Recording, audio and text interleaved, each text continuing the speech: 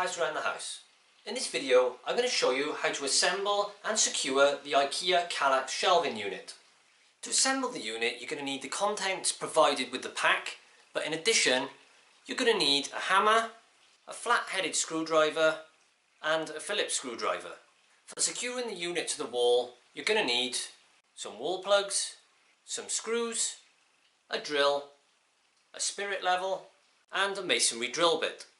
And optional, a hoover to clean up the mess. First of all, take everything out of the box and put your matching pieces together.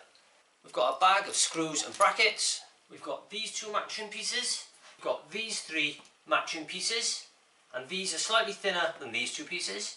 We've got our two matching end panels, and we've got a set of instructions, which we don't need because I'm going to show you exactly how to do it today. So take all the bits out of your pack and put all the matching pieces together.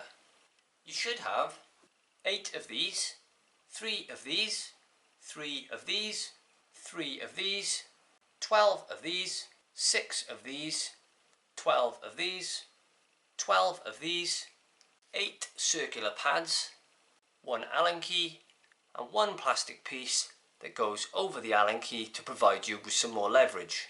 Start by taking the 3 thinner, smaller pieces of wood. You'll see by there you've got a wider hole and a slightly smaller hole. We now need to use the hammer and tap in these wooden dowels into the smaller holes on all 3 pieces. Now when you do this, don't tap too hard, only tap until the dowel stops going in. If you tap too hard, you're going to break through the piece of wood. This needs to be left sticking proud to slot into the other piece later.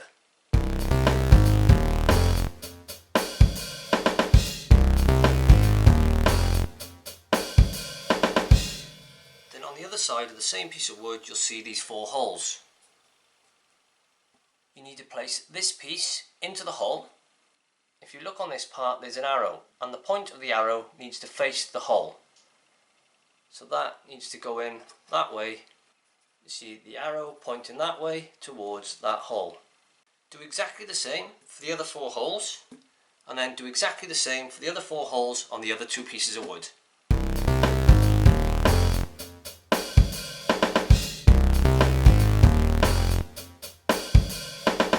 Now we need to take this piece and insert it into some of the holes on the 2 end panels.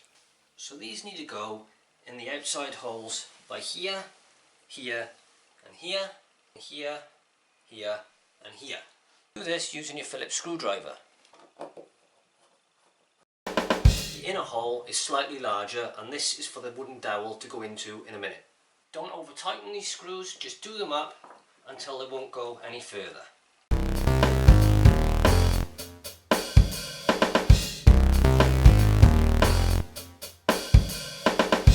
Now do exactly the same to the other panel.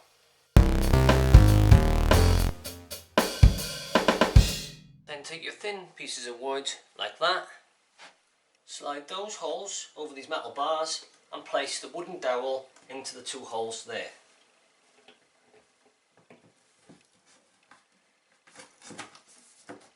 Remember to place each piece of wood into this panel in the same direction.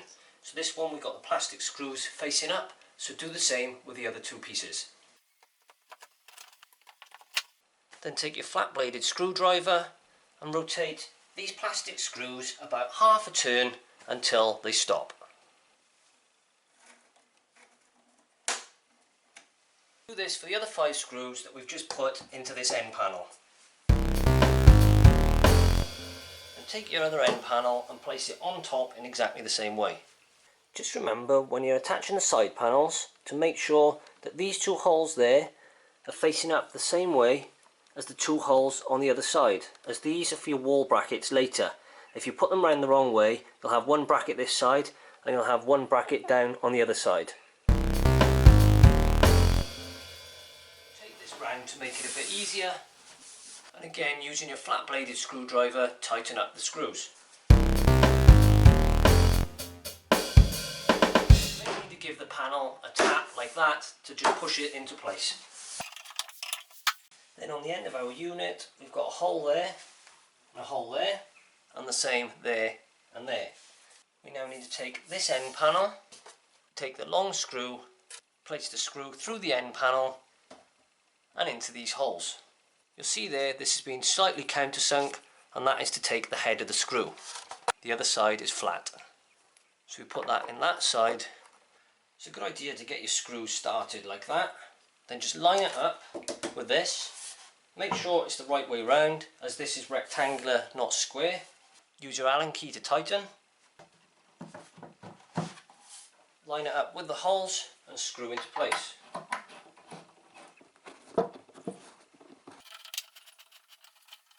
If you need a bit more leverage on your Allen key, place the Allen key into this plastic holder, and that allows you to turn it a lot more easily. If you just rest your finger on a piece of plastic like that, you can rotate, and that makes it a lot quicker.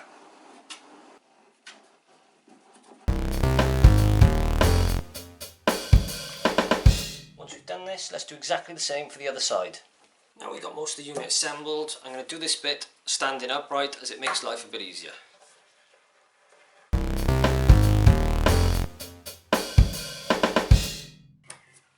And that's the unit assembled. Now it's at this point that you can attach your self-adhesive felt pads to the bottom of the unit, but this is only really applicable if you're putting the unit onto a wooden or laminate floor. Mine's going on carpet, so I'm not going to bother with these. The other important thing to note is if you're standing the unit upright in a vertical position, then you want your plastic screw heads underneath, and you want a nice smooth finish on top so the screws aren't visible. Now with your unit up the right way, you'll see you've got these two holes there and these two holes there. These are to attach your wall bracket, and this allows you to secure the unit to the wall so it won't fall over. Using 2 of our short screws per bracket, we need to place these through the bracket into the holes. Now you've got 2 holes, you can choose which one you want. Now I've got skirting board at the bottom of my walls, so I need the unit to sit slightly proud, so I'm going to use this hole. If I use that hole, the top of the unit will want to sit flush with the wall, which would mean that the skirting board would tilt the bottom out and cause it to go like that at an angle. Tighten these into place using the Phillips screwdriver. Then do exactly the same on the other side. The next thing to do is position your unit roughly into place and ensure that it's level this way, and you can do that by using a spirit level and placing it against the edge of your unit, and as you can see that is roughly level. It doesn't have to be bang on right at the moment. And take your pencil, push the unit against the wall and just put a mark in the centre of the holes in the bracket. I'll be drilling into a masonry wall, so I'm going to use a masonry drill bit. I'm using my Makita DHP 458 cordless drill, and I'll review this in another video. I'll be using a Fisher 6 gauge wall plug to secure the screw, and that's the packet, and I bought these from Screwfix. And I'll be using 8 by 1.5 Quicksilver screws, and that's the screw packet, and I also bought these from Screwfix. I'm going to need a 6mm hole for the wall plug, so I'm going to need a 6mm masonry drill bit, but I'm also going to use a 4mm drill bit to do my first hole. Then I will follow back through with the 6mm drill bit. For more detail on how to use wall plugs, please watch my other video, how to use wall plugs. I'll start my drill on the standard drill function, and then once I've created a pilot hole, I'll then click onto this and use the hammer action to drive into the masonry. You can either pull the unit out to do this so that you don't create such a mess, or you can do this with the unit in place. I'm going to take the unit out and do it that way. Here's just a little tip for you. A little bit of sellotape across an envelope. Place it underneath your hole, like that. Put a little fold in your envelope, and this will now catch all the dust from your drill. Now I'll replace the drill bit with a 6mm bit.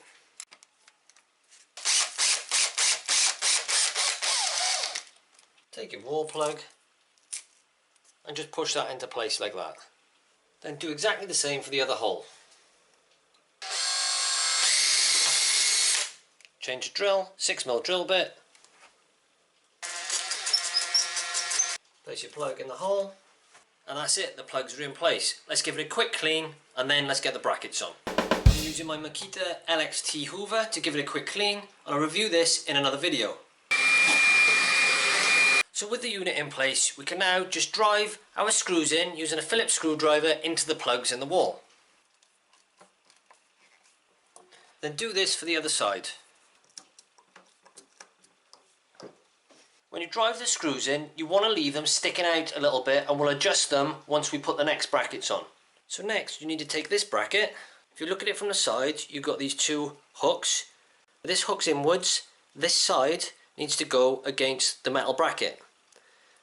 Then if you look on the front, your narrow section needs to go facing upwards, like that. And what we do is push the unit back into place.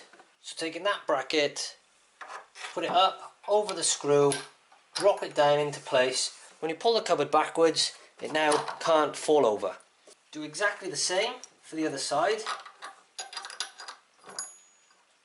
Then just tighten the screws up so that both plates are taut.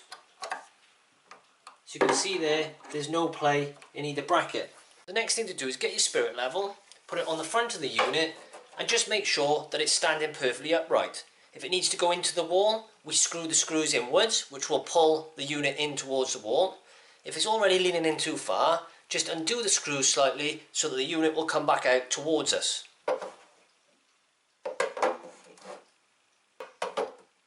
And looking at my unit, it is now bang on. So that is now secure and can't fall this way into the room. Finally, take your plastic covers like that and slide them over the metal bracket.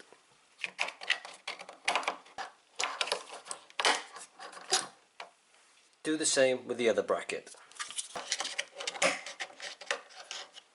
So there you go, that's how to assemble the Ikea KALLAX shelving unit. Obviously, if you have any doors or any boxes to fit to this, just follow the basic instructions provided with them. For more DIY, how-to, household tips and product review, please watch my other videos and don't forget to subscribe. I've been Pouse Around the House. Ta-ta, farewell!